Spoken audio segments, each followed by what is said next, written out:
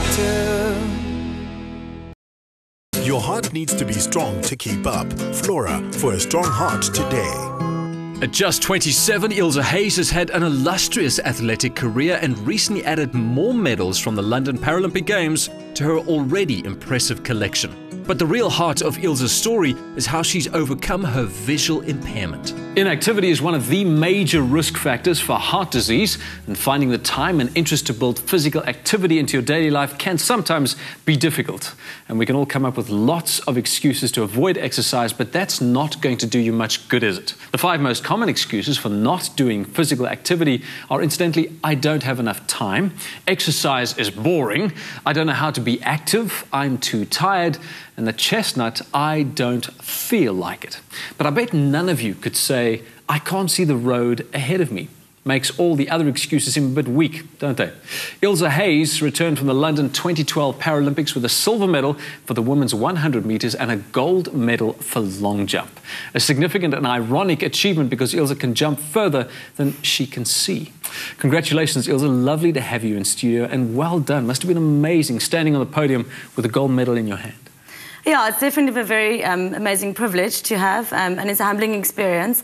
And yeah, if you stand... Sorry, you said it to everybody. Privilege, humbling experience. Come on, what is it really like? It must have been amazing. You're the best long jumper in the Paralympics, in the world. Yeah, I think it's like a reward, you know, like a physical reward that you can see, like, for all your hard work that, like, the past 4 years. And yeah, just like standing on the podium, everything reflects back, you know, like all the sacrifices and all the hours that you put in, and, you know, you couldn't go away with friends for weekends because it's training, or, you know, all of those things. So obviously, yeah, it's a very amazing experience, and it's very emotional.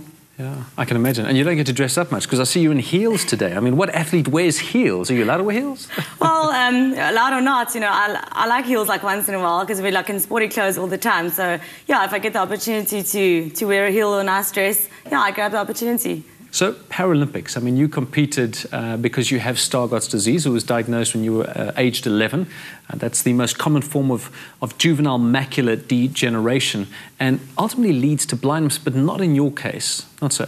Yeah, I played tennis quite well, and then one day the coach said to me, listen, what's wrong? You can't volley the ball, you can't, you know, you're not yourself. So at the same time, also struggling to see the blackboard in the classroom, and yeah, so obviously my parents just like put 2 and 2 together. So we went like to specialists, and, you know, 3rd opinions, 4th opinions, and yeah, eventually I was diagnosed with Stargardt's at age 11.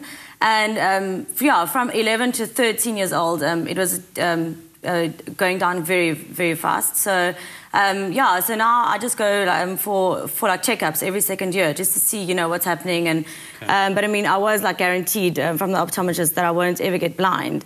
Okay, but who knows what happens, you know, at age 70 or when I get older. Who cares what happens at age 70? Yeah, exactly. But there is a visual impairment. I mean, as you're speaking to me now, it's almost though you're looking at me out the corner of your eye. You're sort of looking just past me because your peripheral vision is better than your central vision, let's say. Yeah, that is what Stargardt's is all about. Yeah, your retina, which works on your central vision, that is affected. There's like a lot of cells that died, like, yeah, in my retina. So I sometimes look like to the side of someone just to see them better, because obviously when I look straight into their face, it's like more like a blur. Blurry, yeah. So I'm not blurred at the moment, am I? No, because I'm looking past your face. Right. We do things on a day-to-day basis, and I'm talking about people that have full vision, and we take so much for granted. What do we take for granted that is a struggle for you? I think, first of all, like, the biggest challenge for me at this stage is not getting a driver's license. You get, like, people that's, like, 22 or 23 and they don't even have their license yet. And I was like, listen, you know, I would give anything to get my license at 17 or whatever age you get your license, 18. So I think that's, like, one thing. And also, I was really struggling these last few months to get a cell phone that actually accommodates, you know, like maybe like in larger text or whatever, and, you know, so I think that's also quite like a thing. And also computer. I can't see on a normal computer screen, so I have to use a magnifier or zoom text or... Yeah, so there's a few things, but I mean, I think I wouldn't have it any other way. Okay. It hasn't stopped you achieving anything. I mean, a gold medalist, you've got a degree in fact, in pediatric exercise science. That's fantastic. Tell me a bit about that, and why Why the drive to teach kids about exercise? Kids are like the future of our nation as well, and obviously me being sporty, I know like the kind of development that you need like from a young age. Also from a parent's perspective, if you have a child that you see has potential in a particular area, my daughter is a great gymnast, what do you do to nurture that talent? And at what point do you know there's something more, or if it becomes a school sport just for fun? At the end of the day, your child will excel if they really have a passion for it. I think let your child really like do a lot of like different kind of sports like when they're young. Because I mean, when they're in grade 2, don't let them just do like professional tennis or you're like just a coach for this. Because I mean, there's so many other skills that need to develop first. So I mean, obviously like maybe like grade 5, grade 6 or something.